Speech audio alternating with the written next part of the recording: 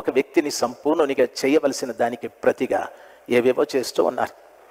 చర్చిలో 2 పార్టీలు, ఇద్దరు బాగా తన్నుకుంటారు, బుర్రలు పగలు కొట్టుకుంటారు. పోలీస్ స్టేషన్లో ఎస్ఐ దగ్గర ఇట్లా నిలబడతారు. ఏమ్రా ఆయన పాస్టర్ని, ఈడేనా పాస్టర్?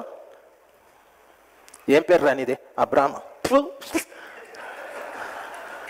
ఎస్ఐ, దిక్కుమాలిన ఎస్ఐ అబ్రాహ్మ భక్తుడి పేరు చెప్తే అన్నాడు. అయినా ఈడికి సిగ్గురాదు. ఈడెవరు అబ్రాహ్మలు లేరు కదా.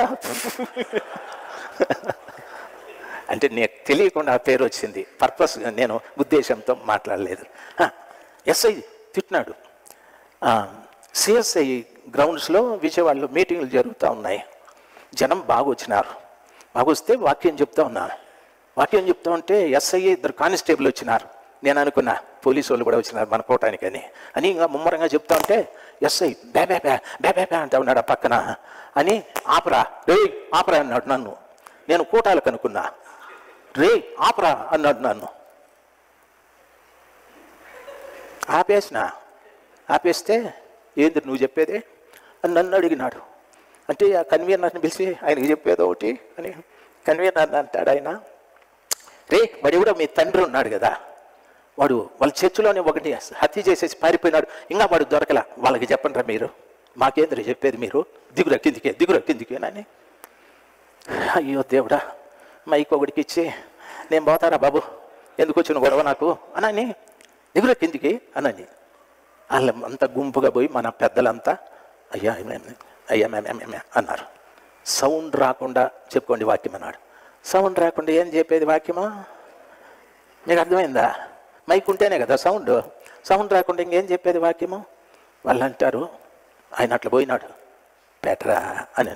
మళ్ళీ పెట్టినారు వీళ్ళు. చెప్పురా అన్నారు. నన్ను మొదలుపెట్టినా. మళ్ళా వచ్చేసినాడు ఆయన. వచ్చి ఎరా వీళ్ళకి బుద్ధిలే, 10 మందికి చెప్పావు నీకు బుద్ధిలే అన్నాడు.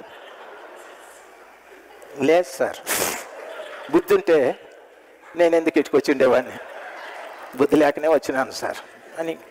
అయిపోయింది నా పని. ఎవరితోనా పెట్టుకోవచ్చు, పోలీసు వాళ్ళతో పెట్టుకోకూడదు. వాళ్ళ భాష సంస్కృతంలో కూడా లేదు ఆ మాటలు, అటువంటి భాష మాట్లాడతారు వాళ్ళు. నాకు అనిపించింది నెక్స్ట్ వాళ్ళ లాంగ్వేజ్లోకి వచ్చేస్తాడు అని మైగాడు ఇచ్చేసి నేను పోతారు బాబు దండం పెట్టినని. ఆ కానిస్టేబుల్ ఆయన ఎస్ఐ గారు ఆ పిఏ సిస్టమ్ దగ్గర కానిస్టేబుల్ని కూర్చోబెట్టి నువ్వు చూసుకో రే నువ్వు లేరా అన్నాడు. మరి నేను సౌండ్ రాకుండా చెప్పమని ఉండేదే ఇంత గొంతు, జనం బోళ్ళు ఎంతమంది, సౌండ్ రాకుండా ఎట్లా? అయినా అరిసిన ఎవడికి వినిపించినో ఎవడికి వినిపించలేదో తెలియదు నాకు. అరిసిన కూటమంతా అయిపోయిన తర్వాత ప్రార్థన చేస్తూ ఉంటే కానిస్టేబుల్ ఏడ్చేస్తూ ఉన్నాడు. ఓని ఏడుస్తూ ఉన్నాడు. ఎవడు ఎట్లా అరుస్తాడు, మళ్ళా వచ్చినాడు వాడు తెలియదు, కానిస్టేబుల్ ఏడుస్తూ ఉన్నాడు. దేవుని అద్భుతమైన కృప. ఎస్ఐ గారు సౌండ్ ఆఫ్ చేసిన కానిస్టేబుల్ మారిపోయినాడు. ఆ ఒక్కని కోసమే ఆ కూటాలని నాకు అనిపించాది.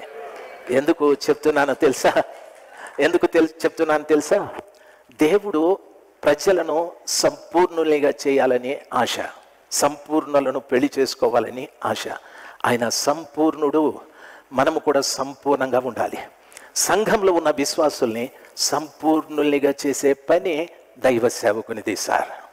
వాళ్లకు ప్రభు ప్రేమని నేర్పించాలి, ప్రభు క్షమాగుణం నేర్పించాలి, ప్రభు తగ్గింపు నేర్పించాలి, ప్రభు లోబడినట్టుగా వాక్యానికి లోబడేది నేర్పించాలి.